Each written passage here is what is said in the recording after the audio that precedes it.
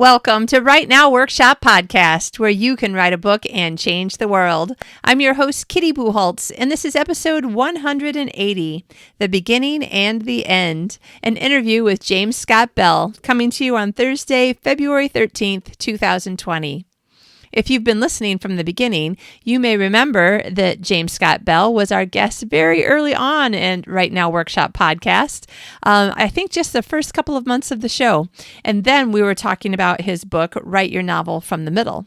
But he has lots of books for writers out. He's a novelist himself, an award-winning novelist, and he is a very good teacher. If you have heard the interview that I did with him, and then I played, because it was so good, I played it as one of my 2 encore episodes during the Christmas break in 2019, just a few weeks ago. Gosh, it's already February. Can you believe it? Ugh. Okay, so time flies, and it was only a few weeks ago that I played that episode again because it's so good.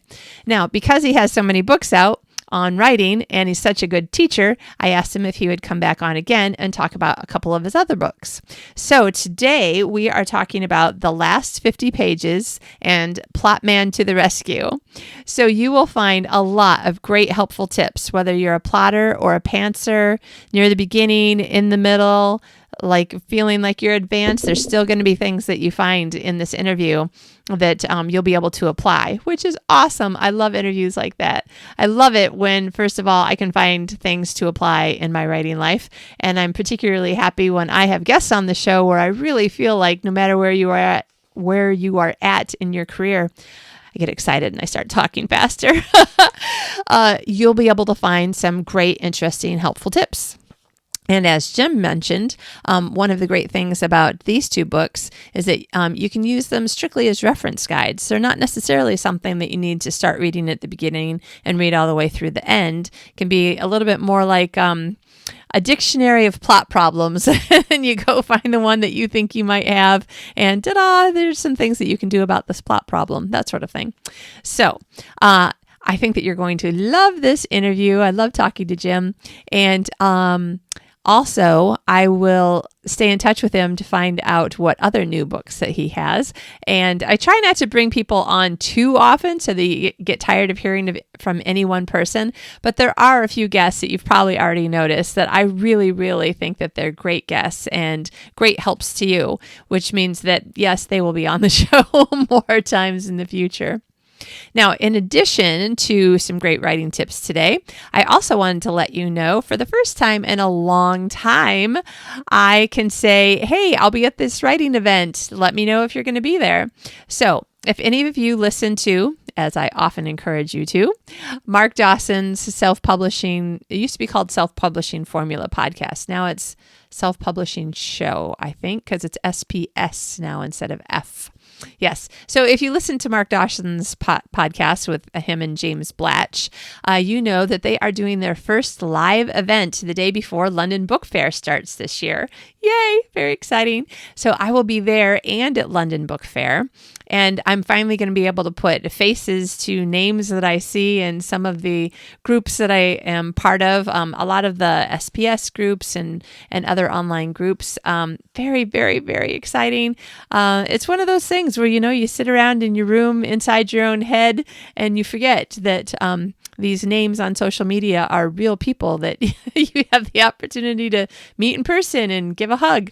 So if you are one of these real people who are going to be at SPS Live and or London Book Fair, look me up. Send me a message on social media. Facebook Messenger is a good place to send it, though I will say, when you haven't sent me a message before and then you use Facebook Messenger, a lot of times it ends up in sort of like Messenger's semi-spam filter thing, and I don't see it for 6 months. But anyway, send me a message, send me an email, send me a tweet. Everything that I am is pretty much Kitty Bucholtz, KITTYBUCHOLTZ.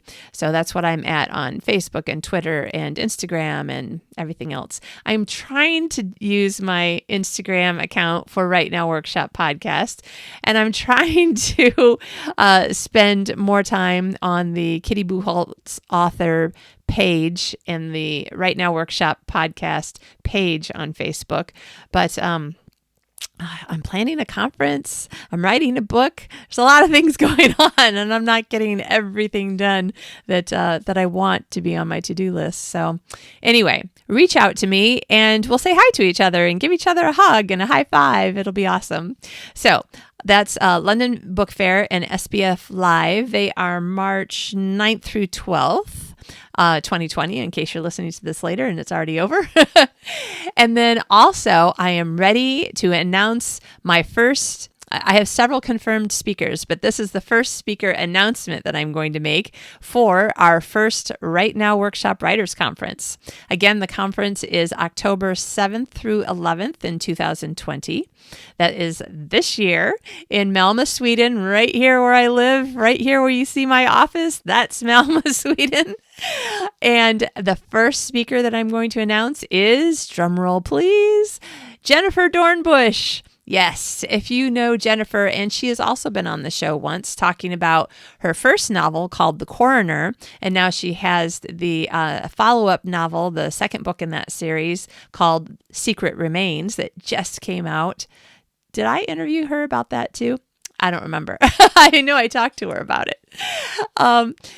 Anyway, she is a novelist and a screenwriter, and she's a forensics expert. So one of the other things that she does is she consults with TV companies and film companies to make sure that the scenes that they have in their TV shows and movies have as accurate as possible forensics scenes. So that's very cool.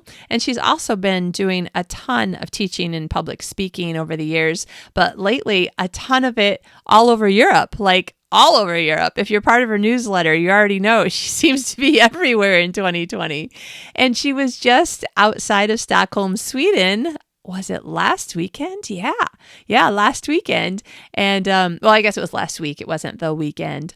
And I got to see her, and we spent a whole day together walking and talking and eating and talking about the conference. So there are very exciting things coming up having to do with what she's going to be doing. But I will say, yes, it has to do with forensics and writing crime fiction. I don't want you to you can write about true crime, so long as it's not a true crime you committed. That would be, I'm not going to teach you how to do crime. I'm going to teach you how to write about crime. Jennifer's going to teach you. I'm going to stop talking now. So Jennifer is going to be the very first guest that I'm announcing. I'm very excited. We've got more things to tell you about that. I have more guests to announce, and I will do that over the following weeks and months. I am also doing the what feels to me slogging hard work of recreating a new homepage for the website that everything's on, because I haven't been using it for a while, because in the past, 5 or more years, the only thing I've used my website for, notice me not even telling you the website address, but the only thing I've been using the website for is my online classes. And then with moving and everything, I wasn't necessarily always opening the classes every year. So I need to put up a new homepage on it so that you can get more information about the conference or the podcast or the classes, or one of my friends said, Kitty, people might want to know where they can find your books. Oh, right. Yeah. So there'll be a link to my kittybucholtz.com website as well. Anyway, I'm working on that so that I can also have a landing page where you can sign up to get emails with more information about the Writers Conference. I don't want to use the podcast as a 100% marketing, I don't mind talking about it all the time. I don't want it to be the only thing it feels like to you that I ever talk about. I'm terribly excited, really excited, but I wanted to have a place where I could tell people information as it comes in. So I will do that via an email list. So if you are interested, hang out a little bit longer. Hopefully by next week's episode, I will be able to tell you, yes, go to this URL and you can sign up to get all the emails to find out more about the conference, how much it is, when it is, who all the speakers are, what all the classes are going to be. It's going to be very traditional if you are used to going to writers' conferences in the US. So the main part of the conference will be 2 days. There'll be keynote speakers at the beginning, lunchtime, and end.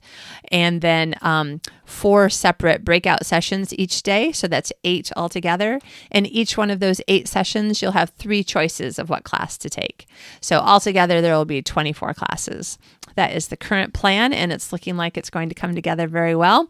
And then there'll also be an optional portion that if you want, you can sign up for Sunday, and that will be more of a spiritual look at ourselves as writers, creators, where our heart is, what we're trying to put out into the world, how we want to change the world with our books, all sorts of things like that, like coming from kind of a faith perspective. And also, you know me, got to have a little bit of brain science in there too, like how to help your brain to be more creative.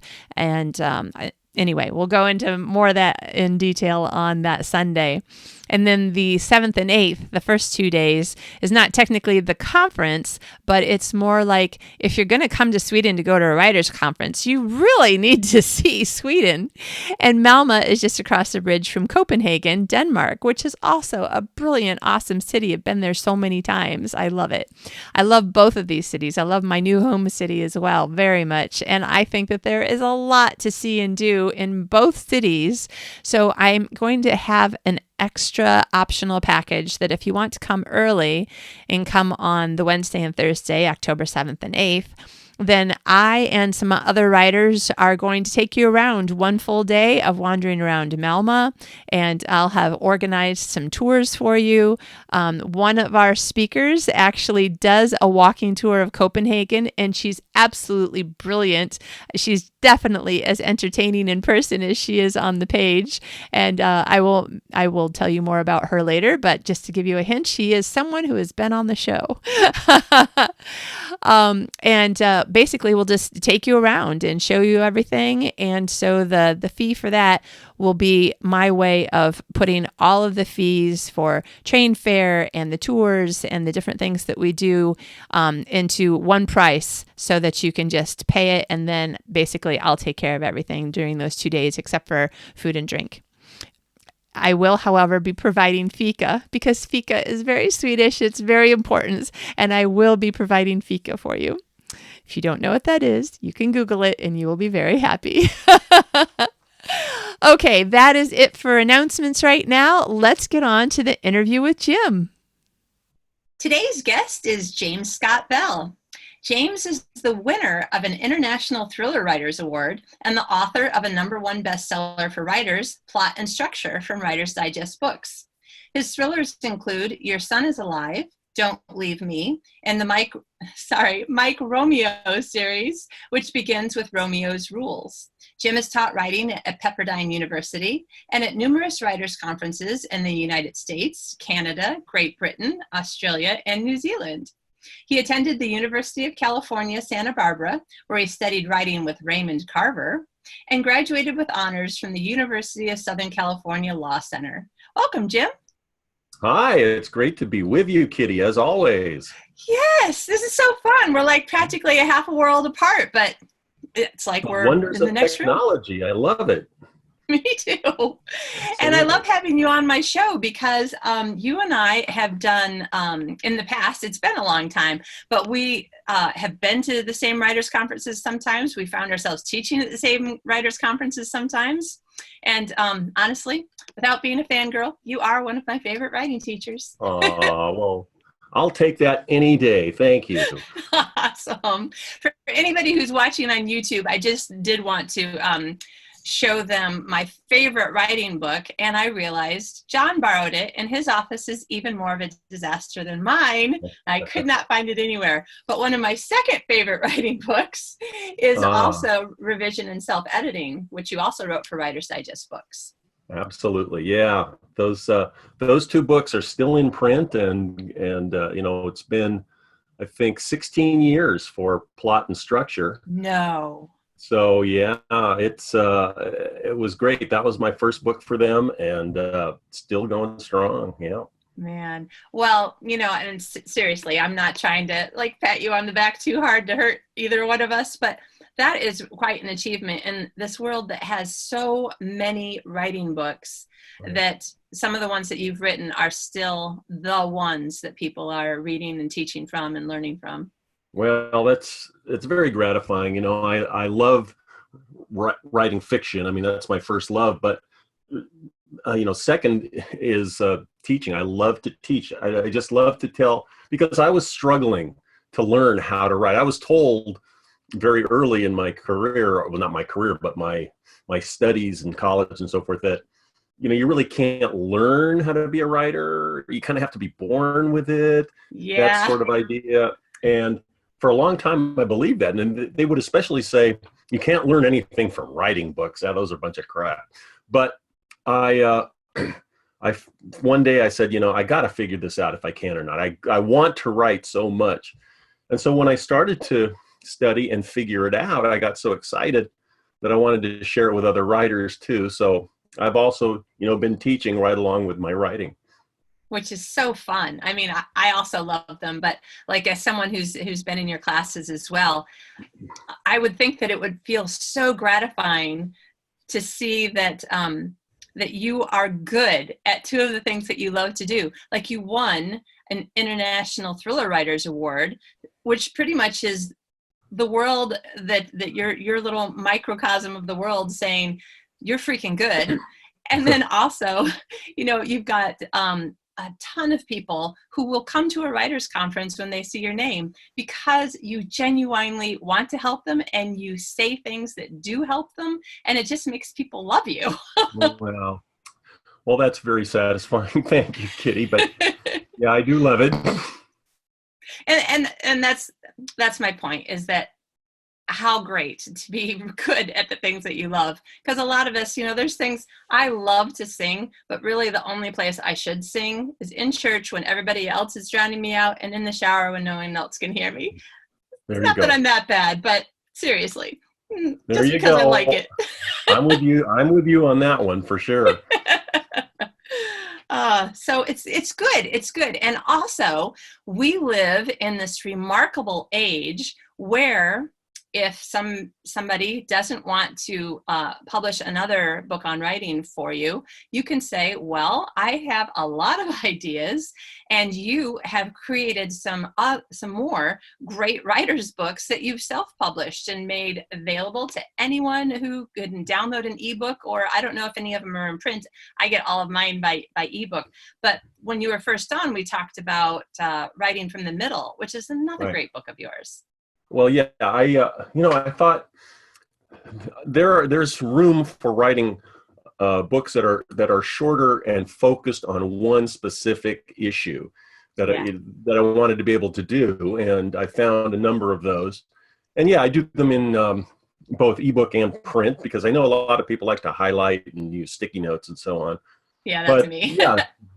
So I just thought there's room for that, and because rather than trying to expand a book into a greater length just for the page count, I just thought these kind of shorter, focused books would be helpful, and they've proven to be. Yeah. So I think the show is in its third year right now, and I think that it has been just about 2 years, maybe even 2 years this month, since you were on talking about Writing from the Middle. You and I have both been busy doing a lot of things in the last 2 years, and there's at least 2 more books that we haven't talked about. Actually, other people, I don't know if you know this, several other people who've been on the show have mentioned your book. Is it called Superstructure? Yes. Yeah. Yes. So other people have mentioned, oh, I love James Scott Bell's Superstructure. Well, that's good. That's great. I love to hear that. Yeah. Thank you. So part of me was like, well, we won't talk about that one because other people have already talked about it. But today I thought it would be great to talk about. So there is a book that was really popular near the beginning of my writing career, like probably 5 years in. It was called The First 5 Pages by Noah Lukeman. Someone. Bookman. Yeah, Lukeman. Lukeman, yeah. Yes. Yes. And that was a great book. So when I saw that you had a book called The Last 50 Pages, I was like, oh, I bet I can see where this is going. So that was one of we'll talk about that one and Plotman to the Rescue. But let's start with the first 50 pages. If you want, tell us a little bit about like why you decided to write that one. But I did have a specific question about, you have the question that seems to be the question in the book is, what should an ending do? So that's kind of where I wanted to start with the discussion. Yeah, yeah. In fact, the title really, I kind of riffed off the Noah Lukeman book, because there are a lot of books and a lot of articles and chapters in writing books about, the opening, and of course that's crucial. With grabbing the reader, and how do you do an opening that is gripping and interesting and so forth. That's all very important, but there's very little, almost nothing I found on the ending, which is equally as crucial to the overall satisfaction with a book. So I thought, let me look into that and investigate that. What should you do in the last 50 pages? And so that's really where I began, and I think the overall answer, as to what an ending should do, is really satisfaction. Is that the reader has got to feel like they are that they spent this time with a book. We've all had the experience of going to a movie and being let down by the ending. That's a terrible thing, because you've gone through all this whole story and you're into it, and then all of a sudden, what?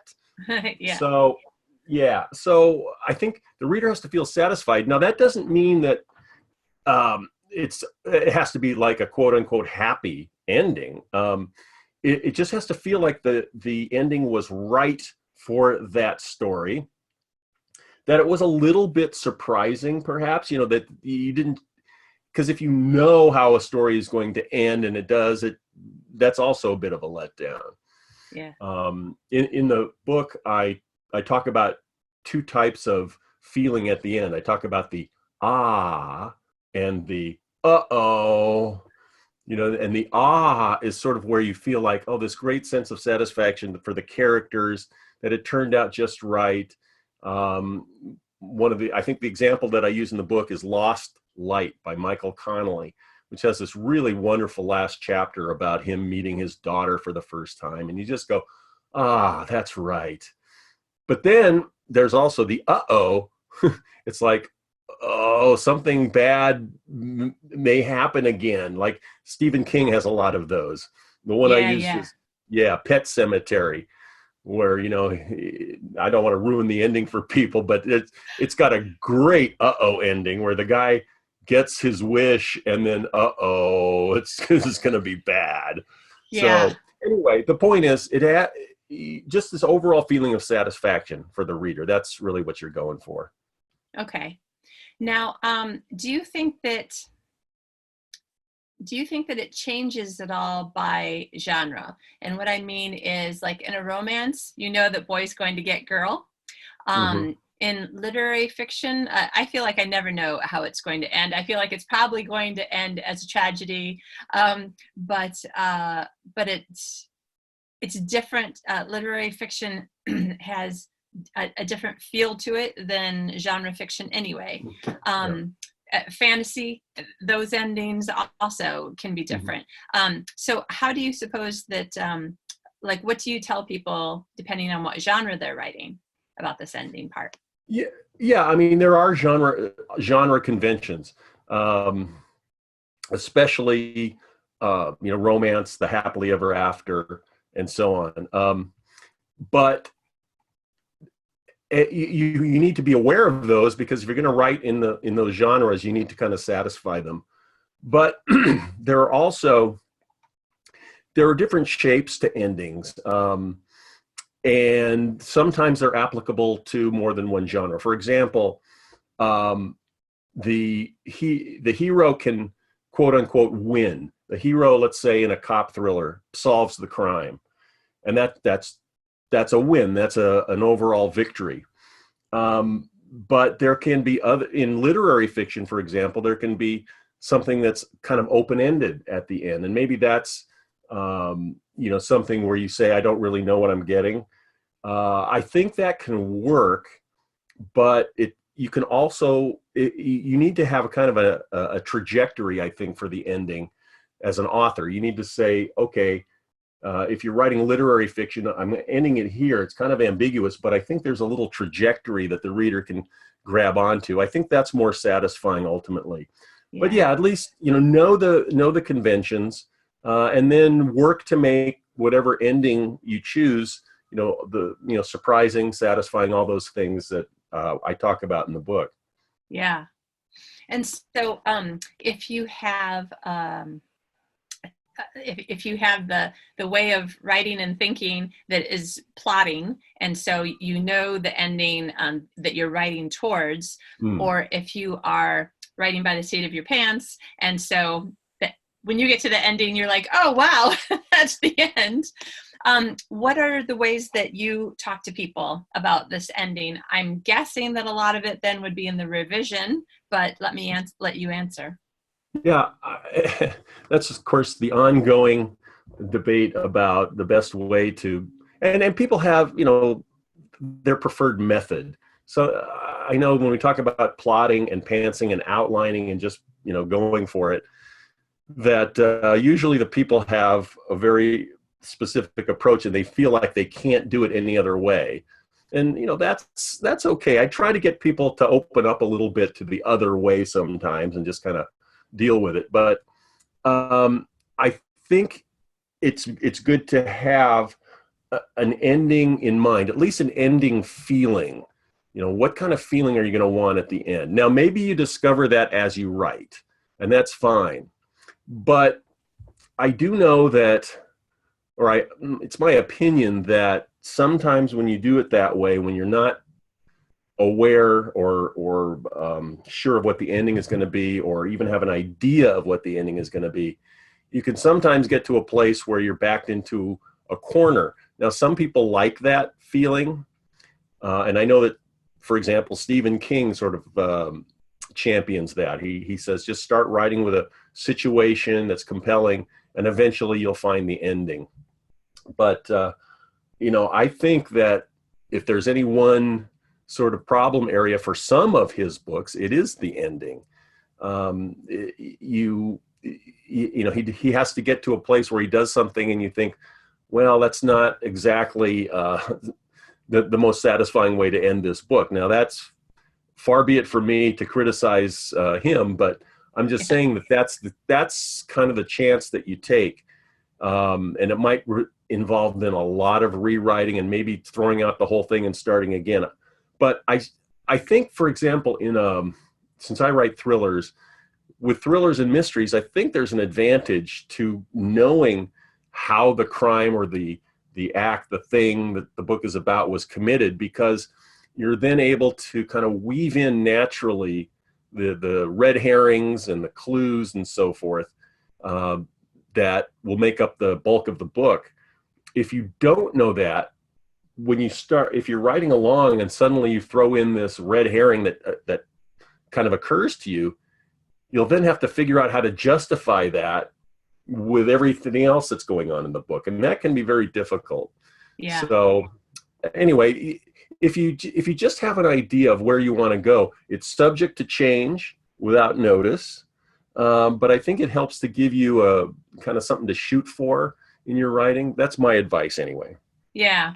And as a reader, I don't know your feeling, but as a reader, there are times when I am in those last 50 pages or so, and I'm thinking to myself, and this is terrible because it means that I'm out of the story now, and I'm thinking to myself, I wonder if this writer was pantsing their way through, because it just feels like we're wandering around and then we finally get to the end. And I'm just like, okay, this could have been tighter and much more satisfying to me as the reader. Right. And sometimes you get the impression that they were rushing at the end because they had to finish the book. They had to make a deadline, or it feels that way. Yeah. So it's a very delicate process to try to bring full satisfaction, but it can be done. And when it's done well, we both know there's just such a wonderful feeling at the end of a book. And that's what you want. You want that last chapter to sell your next book. Yeah. Yeah. In fact, you put a quote in your book from Mickey Spillane about that. Yeah. He had that quote. He said the first chapter sells that book, which, it's kind of true. People browsing, reading the look inside feature at Amazon. Yeah. But then the last chapter is what makes the reader want to go and find another book by that same author. Yeah. That totally happens to me. Both of them, that first and that last. That's exactly what they do for me as a reader. Yeah. Love it. Well, so there's another thing. You actually have a whole bunch of chapters. So this particular book, the last 50 pages, is all about different things that you need to know about the ending, so that you are writing an ending where people want to go and buy your next book. And one of the other things that I thought was really interesting was the idea of a meaning to your ending. You want to talk about that a little? Yeah. All endings have a meaning, have a feeling that the author wants to communicate something, whether that's intentional or not. It doesn't have to be intentional, in that if you write a complete story and a great ending, it's going to have the meaning that you sort of intended subconsciously. But I think it's a good idea, once you know where your book is headed and ends, if you kind of become intentional about it. I have another book. I'm not here to plug all my books, but we talked about write your novel from the middle, and to me that has a way of finding out what your book is really all about by thinking about the crisis point in the middle of the book, and then the meaning will say, okay, that was overcome. That's a meaning. Justice overcomes injustice, that sort of thing. So yeah, I think all books, and if you do an open-ended like we talked about, what did the author mean by that? Well, even that's a meaning. The author is saying, well, life is not all tied up in a neat little package. So yeah. So everything can have everything will have a meaning to the reader. They'll come away from the book thinking, oh, this is what the author thinks, and you don't want that reader thinking about the author as the book progresses plot-wise, but at the end and thinking, okay, why did the author write this book that way? And that will ultimately be the meaning they take away from it. Yeah, I love that. And also, for me as a writer, I would say that if the ending didn't come easily, I spend even more time in it. I might not. You're making me think, like, am I sure I've spent enough time on my endings? But like, I know for sure that in my book, Unexpected Superhero, the beginning and ending were the two things that I went over and over and over again, because I wanted to make sure that nobody at the end felt like, well, they never caught the bad guy, so that's not really a satisfying ending. But instead, I focused on the characters being like, well, we won the battle, Right. and we're still in the war. Yeah. So, well, I spend the most time on my last few pages. That's where I spend the most time revising, because I want just the right sound. I call it resonance. There's a resonance at the end of a great orchestral piece, a symphony. The note is left in the air and you're thinking, oh, that's great, that's right. And so I will spend a lot of time on that feeling at the end of a book, even down to the last few lines. I want it. It's almost like making it a prose poem in a way. You want the reader to feel the rhythm of these words, and that's how important the ending is to me. And I think when you read a really great ending, that's what you get, this feeling of resonance. So that's really what that is all about. Nice. I like it. Yeah. So for anybody who either is struggling with their ending, or they're not sure, or they just really like this idea of Mickey Spillane's quote, the last few pages will make people buy your next book. So tell us again, it's the last 50 pages, and in general, what you have in it is, like, as far as like not reading. I didn't want to read off the table of contents. I wanted you to be able to kind of some of the things we've been talking about, and also that it's possible to know the shape of the ending. I talk about, the shape where the hero wins, The hero loses, which is like a tragedy. The hero sacrifices, which is a very powerful ending shape, which is the shape of Casablanca. Probably the most famous ending of all time, really, and it's a sacrifice ending. Then there is the kind of ending where the hero seems to win, but really loses. The example I use is The Godfather, where Michael Corleone rises to the top of the mafia hierarchy.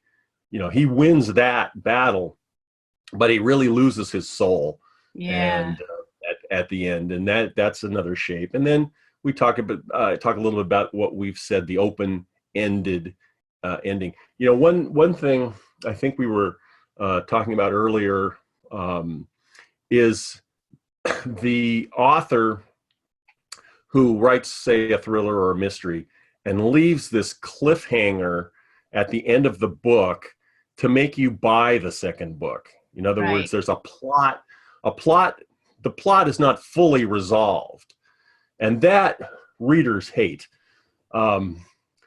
I know I do. I do. Yeah, I've seen it done a few times, and the readers hate that.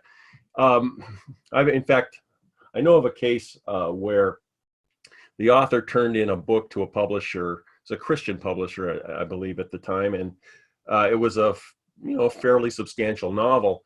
And I think it was the publisher that had the idea, well, let's make it 2 shorter novels, and we'll end right in the middle of this one where it's unresolved. And my wife read that book, and she's going, what? Can't take that. So, but what you can do, and what series writers do, good ones, is they can have the plot proper of the book, the crime, the mystery, be resolved, but then an issue of identity with the character that can continue. This is what Michael Connelly does with the Harry Bosch books, what Sue Grafton did with the Kinsey Malone books.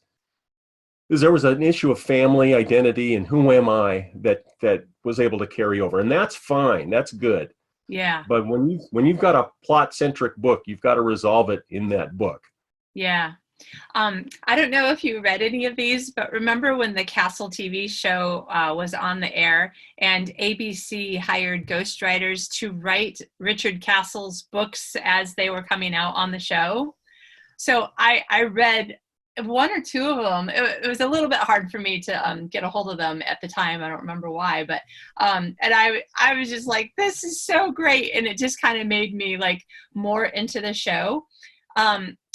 And there were times when I was reading the book that was like so meta of the TV show about a writer, but it made me think about, as a writer, every episode of the show, if it had been written, each one as its own individual book, which, it could have been, because they're all little mysteries and stuff. Almost everything could be a book that has an ending to the plot that's in the book. And yet, for years of the series, the overarching plot was who killed her mom. Yeah. Yeah. And so do you think that still works in books? Yeah, that's exactly what I'm thinking. In the Harry Bosch books, his mother was a prostitute who was murdered, and the murder was unsolved. Oh. And so he deals with that specifically. It's really done well in the TV series Bosch, where they have 10 episodes per series and per season, and there's always the main plot, the main murder that is finally solved, but there are things where Bosch is trying to solve the mystery of his mother's murder that carries over from one season to another. So that's perfectly legit, and that in a series that could be very satisfying. And this might be from your book, Plot and Structure. I'm not sure, but at one point I was reading, because I'm a plotter, and I also have almost as strong a left brain maybe as right brain or whatever. But so a lot of times I'm trying to think of, like, if this is the first thing that's in my book, And does it need to be the last thing or the second to last thing? So for instance, in Unexpected Superhero, which had, well, I mean, it's superheroes, so I'm not sure if that's like thriller elements or not really mystery elements, but anyway, it has action elements, I'll say that. Okay. Like, so I wanted to start with her actual problem as a superhero, and then have the next bit that I talked about be this relationship that she had. But then when I ended it by closing off the plot, the actual action part, and then the last scene, or the last portion of the last scene being the closing off the relationship part. Do you do your writing at all like that, where you put the bookends in certain places? I don't usually think of it. I actually, now that you mention it, I read somewhere long ago about how you begin plot problems and then resolve them, and that the first one that comes up is the last one resolved. And then, there's like maybe a subplot problem that arises. Maybe that's the second big thing that happens in the book. And then you resolve that second to last. And it does kind of give a nice sort of symmetrical feel to the whole thing. So yeah, very often I'll do that. And then in the opening chapter, a lot of times I will have the character dealing with a personal issue as the trouble starts to unfold. And then that personal issue will be the last thing in the book. Yeah. That kind of gives a nice resonant feel that the personal aspect is taken care of at the end. Yeah. So for you, a lot of this is probably coming through years and books of practice. I Probably. mean, that's it. I have been studying the craft intensively since 1988. I mean, that's the year I said, I've got to figure this out. And, Nice. I don't think a week has gone by that I haven't done some kind of reading on the craft, because I love it. And Yeah. so this stuff becomes ingrained, and especially, you've got to, I tell writers, you've got to continue to write new stuff. Don't just take, one book and workshop it for 5 or 6 years. Learn things and then apply it to your writing, or learn things and actually do practice scenes where you're trying this stuff out, because you're ingraining that in your muscle memory, so to speak. But you've got to do both. Yeah. I love that. We're actually quite organically morphing into the second book that I wanted to talk about. Excellent. Let's morph. So you also have a book that we haven't talked about on the show called Plotman to the Rescue. Yes. Plotman to the Rescue. What I wanted to do with that was address common plot problems that people have. Now, the way I came to that is, common things that I've had experience with when I'm plotting, and then when I read manuscripts. I've read tons of manuscripts of new writers. What are the common problems that they come up with? And then for some reason, I don't know how I came up with the title, but Plotman to the Rescue. And then it just suggested like a comic book. And so the cover of the book is like real comic booky, with Plotman and Subplot Boy flying through the sky. But I had a lot of fun with it, and it's been helpful to writers. Yeah, you can really tell when you're reading, particularly the beginning part, that you are having fun with the story, and that you may perhaps be a fan of Superman. Exactly. Yes, I tell a little Plotman origin story. Yes. So, but that's a lot of fun. It was fun. Now, would you say that book would be more for, like, on a scale, we're all sort of on a sliding scale all the time, and probably everything in life, come to think of it, but aside from the philosophical, on the writing scale, would you say that Plotman to the Rescue is probably more towards beginning writers, early writers? Well, let's see. I actually think probably beginning and intermediate writers, even veteran writers could get something out of it if they hit, a place A where they're going, snag. what is going on? Yeah. They can, they could turn to I wanted it to be like a reference book. They could turn to the contents and they could look through the various entries and say, oh, okay, that seems to be my problem. Yeah. And then they could go to that chapter. So it's kind of like a field manual. If Right. it's a beginning writer who's learning, they could probably use it too if they're writing their book and wondering, what do I do next? That could possibly help them as well. Yeah. So really, it depends on. I just wanted it to be helpful for writers of any type facing Right. any kind of challenge.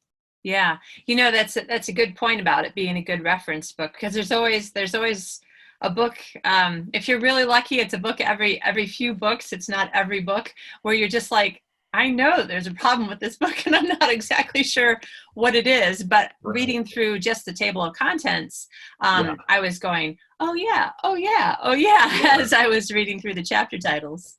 Yeah, that's good. That's exactly what I wanted it to be for. And of course, the more experienced writer you are, actually, the more these things will, make sense to you. Like this homes in really on the problem I know that I'm having. Yeah, Yeah. yeah. And so would you say that, okay, so first of all, the table of contents is amazing. I think that everybody should at least go and take a look at the books, both of them, and look through the table of contents of both of them, because honestly, you'll be like, oh yeah, I totally see how this could be a great reference book to add to my, well, for me, I have several shelves now, not just one.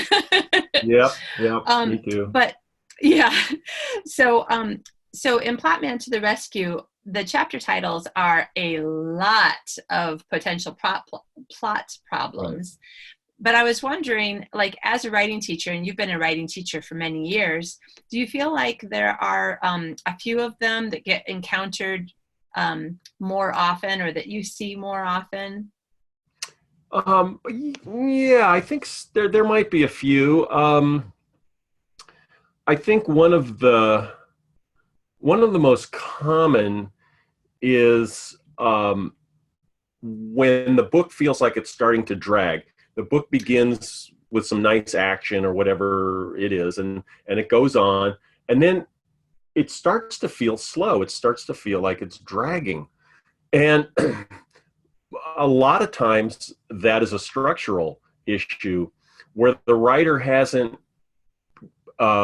forced the hero through what I call the doorway of no return into Act 2, where the major conflict takes place. And in screenwriting terms, and you know this, we often think in quarters, like the first quarter of the film is Act 1, and then there's the fully half is Act 2, and the last quarter is Act 3. And you say, like, at the 25% mark, we should be into Act 2. And I found that with novels, it really needs to be a little closer to the 20% mark. So this is a very practical way for somebody to look at their book and say, well, I've got so many words here, and I know the book will be so many words long. Why am I not into Act 2 yet? And then, various ways to solve that. So that's one of them. Another one is, just a plot that isn't that interesting. I mean, it seems like the characters are sort of vanilla characters, and the situations are kind of common situations. So just like, why is my plot not that interesting? And maybe the writer gets feedback from friends or beta readers or something, saying, well, the story was fine, but it didn't really grab me. So I have 6 different ways that you can try to find you can put more interest into the book. Things like, unpredictable emotions, something unpredictable or unique about the setting, and choosing a better, more interesting vocation or profession for the characters, things like that, just to make it more interesting. That elevates the book. So yeah, those are Yeah. two that I would think of. Yeah. In that last one that you mentioned, I have it in my head that I want as much as I can for every book to be better than the last. And Yeah. I'm lucky right now. I only have a half a dozen books, so I can confidently say the last one was definitely my best. But will I Yes. still feel that way at book 20 or 40? I can only hope. But I have this idea in my head that if I can constantly be asking myself, how can I make it better? Like, I like what I've got. I'm not unhappy with it. How can I make it better, though, so that, I can be up to the standard of winning an international award, or just Yeah. people being just doggone happy with it. Yeah. Do you feel like some of these things are things that you can use to kind of turn the key and make things just tighter, better with a book that's already good? Oh, yeah. I mean, I like your philosophy there, and I think that's good for any writer. Just concentrate on being a little bit better than your last book. I mean, you should be growing. You should be learning. In fact, I have a lot of friends who are, multi-published writers and best-selling writers, and they all, a common refrain is, "Gosh, this is getting harder to do." And I say, Yeah. "Well, yeah, the reason is that your standards are higher. You know more. You know what you're doing. You know where you can do better, and that's actually a good place to be." So yeah, these books, all my books really are trying to be very practical in giving advice where you can take a certain area of your fiction writing, a place that you need help with, and you can then practically use these techniques to make it better. And that's really the goal. That's awesome. Yeah, and that's probably the reason why I like your books. I mean, I think that I've always felt like the reason why I liked your teaching was because I felt like we were thinking similarly enough that I was kind of always tracking with you and going, yes, exactly, I totally get that. And then I could like immediately go and apply it to what I was working on. So, and you really have put out, like, I can't think of how many there are, but you must have at least a half a dozen books for writers that are self-published. And that doesn't even, those are just the ones having to do with writing stories, because then you also have one that has something to do with how to make a living as a writer. And Right. so, Yeah. I think people basically should go and look at your website and or their favorite bookstore site and just look and see what you've got, because you've got so many good books that I was thinking in my mind when I was kind of preparing for our interview. I was thinking, wow, a person could start with this one when they're new to writing, and then they can move into this one, and then, work their way through. And then they can circle back when they're like, oh, now I get it. I've written a couple of books, and now I can see how I can really improve. And yeah. Well, I will say this, on my website, which is jamesscottbell.com, I have a page for my books for writers. And then I just have a list of them. And the kind of exciting thing for me lately is that I've been starting to do these on audio. I'm releasing audio versions of Are these you reading them? I am doing the narration. Yeah. Awesome. Oh, I have to And go listen. Do you have samples? Yeah, On you the can website? always go to the page where it says audio and listen to a sample. I'm having a great time doing that. Yeah. So it is time intensive because you've got to read the book and you've got to edit it and edit your narration and so forth. But yeah, so people have been responding to that because these are books you can listen to on the treadmill, wherever, and be getting practical advice. So yeah. Fantastic. And I totally can see that stuff just sort of like going into your brain, and it's being absorbed, and it's doing kind of the simmering on the back burner thing. And then, you're writing and you're like, oh, I have this idea. Oh, I know what I'm going to do. You may not even remember that it's because, you were reading these great tips, or listening to whichever one, these great tips that are just kind of there used absorbing. to be a theory that people could like put a recording under their pillow at night and be asleep. And it would absorb. I don't know how true that is, but audio is good. Yeah, I remember those days. I remember one time I bought something that was like, okay, put this underneath your pillow. I don't know. I had a funny pillow and I was like, I can't really hear it. Is it still going to do anything? Right, right. I remember that. Oh, now in Plotman to the Rescue, I just had a couple more questions because you have some appendixes. And one of them is about plot generators. And I was like, okay, you've got me. I don't know. What is a plot generator? Well, a plot generator is simply a way, a method of approach to feed elements into your brain to start a connection, a series of connections to create a plot. There is, for example, online, there's a friend of mine who runs a website called DIY DIY Do It Yourself MFA. That's what it is. And she has a thing called Writer Igniter. And if you just search for that, you'll go to that page. And it has 4 elements: character, setting, situation, so on. And you just press it like a slot machine and it shuffles. And it creates 4 elements that go together. And things that you wouldn't have anticipated, you would have thought of yourself, gives you an idea for, oh, okay, maybe I can generate a plot from that. There's also a set of cards called Storymatic, which is kind of fun. There's a whole bunch of cards, two decks really, one of situations, one of characters. And you can just draw 2 of those at random and put them together. And that generates a plot.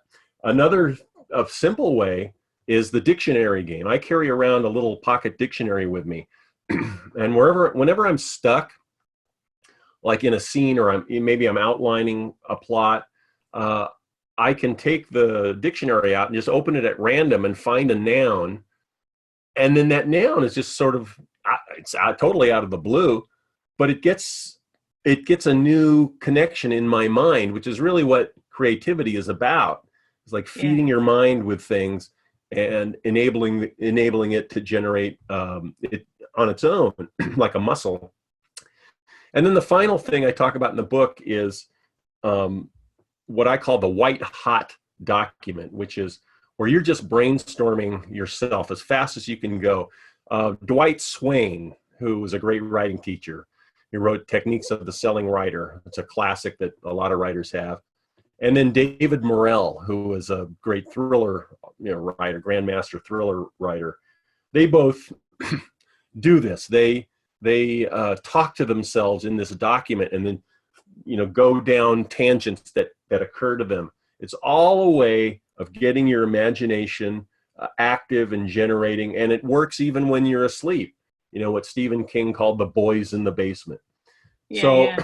I do have an appendix on that particular topic. Interesting.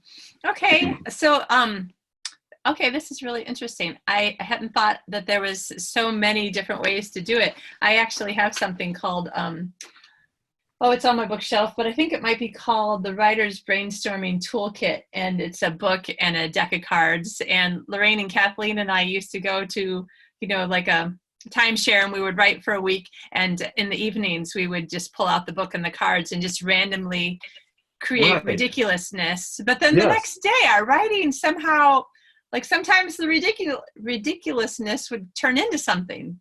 Yeah, no, it's a way of expanding your imagination, and it helps that muscle, and it does affect your writing in a good way. Yeah. Fantastic. Nice. You've totally got me excited about how to, I have a problem, which is probably mental as much as anything else, with a story that I started writing when I was in grad school. And it's kind of a supernatural suspense, angels and demons war with people in the middle. And of course, set in New York City, because where else would angels and demons have a war? Yeah.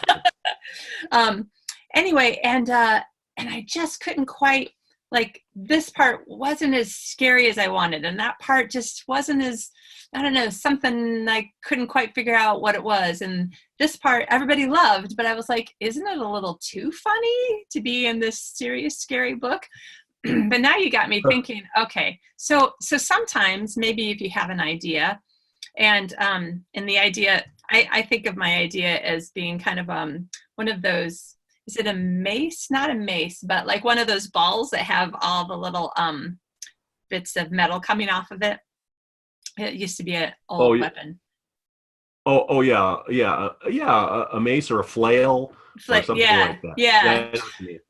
Yeah, I just feel like my idea is like that. Like it's got a little bit of stuff in the middle that everything is connected to, but then there's just all these sharp points coming out, and Right. It's not really.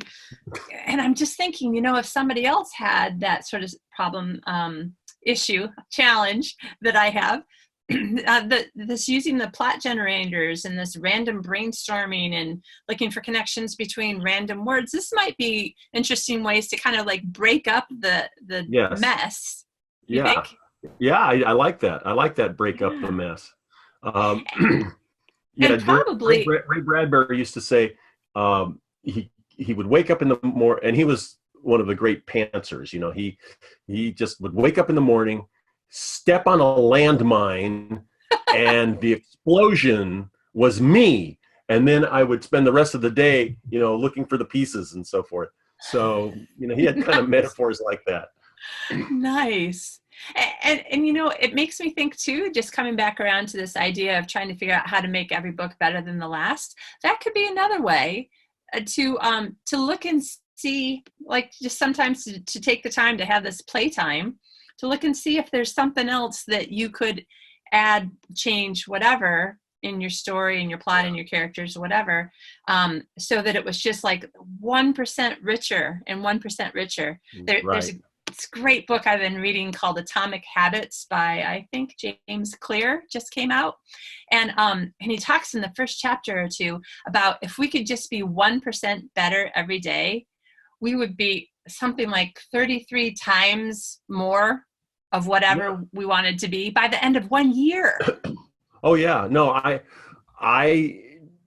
talk about the success factors of fiction when I talk to a writer, plot, structure, characters, scenes, dialogue, voice, and meaning. And those 7 factors, that covers every aspect of fiction writing. And if you were to just take your weakest one, for the one you need, you sense you need the most help in, and just up that by 10%, and then do that with everything else, there's an exponential raising of your craft that's fantastic. So I'm tracking right along with you on that. Oh, this is so exciting. See, I kind of wish that we were in the same time zone, because that means it would still be morning for me as well as you. And we could hang up, go, okay, see ya, let's go right. And then I'd be like going crazy. But it's 7:00 at my my time zone, and my brain is going to start turning off in about an hour or less. Well, I hear you. I'm just getting started, so I'll go have my my second cup of coffee and ready to go. Awesome. Well, you'll have to take all this energy with you. Okay, I got it. Right. Beautiful. There are lots of more questions that we could talk about and go over, because your books have lots of ideas and ideas for creating more ideas, which is fantastic. I love it. But let's just go back to one more time. Where can listeners find you and your books? And please tell us again, which book is the one that won the International Thriller Writers Award, because that's always exciting to read award-winning books. Oh, thanks. Well, the book that won is called Romeo's Way. And it's the second book in my Mike Romeo series that you mentioned earlier. So I'm really enjoying writing a series character. Vigilante justice takes place in Los Angeles. And so nice. I love doing that, yeah.